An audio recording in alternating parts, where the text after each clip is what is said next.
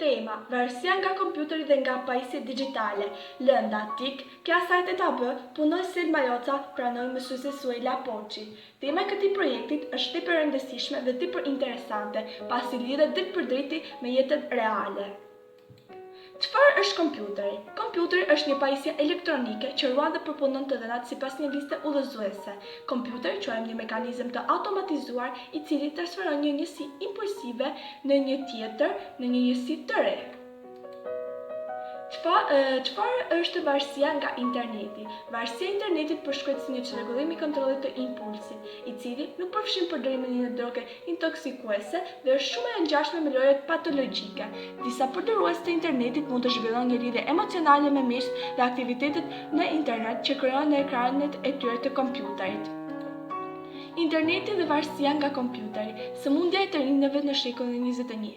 Gjatë viteve të fundit ne kemi qenë gjithnjë më shumë përballë të ashtu quajtës sëmundje e të rinjve, të varur nga interneti si një problem serioz që prek një numër të madh njerëzish, sidomos të popullsisë së re që ka bërë rrjetet sociale dhe përmbajtjet e tjera të internetit.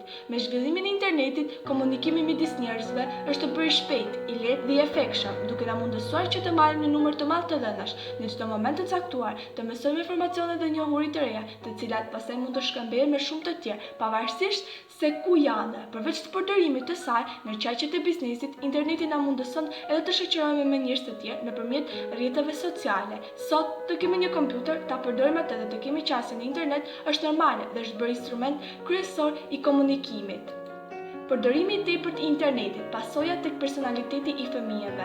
Kujdesi dhe komunikimi me fëmijët duhet edhe në përdorimin e faqeve të internetit që reklamohen si arritje të mëdha, siç mund të jetë Facebooku i ditëve të sotme. Moskujdesi dhe mosnjohja e kriterëve të përdorimit të këtyre programeve nga fëmijët mund të sjellë pasoja të pakëndshme për ta, pasi në rrjet ka edhe shumë mashtrues. Ky fakt është i provuar në shumë familje, të cilat shumë herë nuk arrin ta kuptojnë plagën shpirtërore që ka marrë fëmia, pasi kjo lloj plagë jo gjithmonë mund të shihet. Mendimi i prindërve për këtë gjë. Shumë prindër në mënyrë intuitive e kuptojnë që ekranet e smartphone, televizorit apo tableteve kanë një efekt negativ tek fëmijët. Të gjithë na ka rënë rasti të shikojmë reagimin agresiv të fëmijës në momentin që një pajisje e tillë ju hiqet nga duart. Ne dimë se iPadet, smartphonet janë një formë droge digjitale. Kërkimet e fundit mbi imazhet e fotografuara të trurit kanë nxjerrë përfundime se këto pajisje ndikojnë drejt tek lobi ballor i trurit. Këtu kam paraqitur disa foto të cilat e shpjegojnë më së miri të gjitha ato që përmenda pak më parë.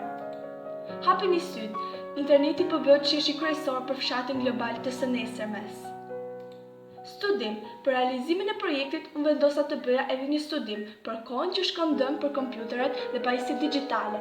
Sipas mundësive, unë mora një studim të afërmit e mi, të dhënat e grumbulluara i vendosa në tabela dhe më pas në grafik. Në fillim studiova se sa të varur janë personat nga kompjuteri dhe më pas studiova se sa të varur ishin nga pajisjet digjitale. Unë studiova gjithsej 30 persona.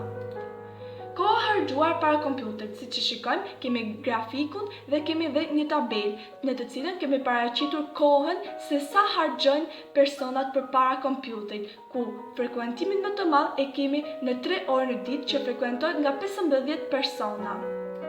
Koha e harxuar para pajisjeve digjitale. Kemi diagramin dhe tabelën që tregon kohën që harxohet para pajisjeve digjitale. Siç e shikojmë, frekuentimin më të madh e kemi në 4 orë në ditë që frekuentohet përsëri nga 15 persona.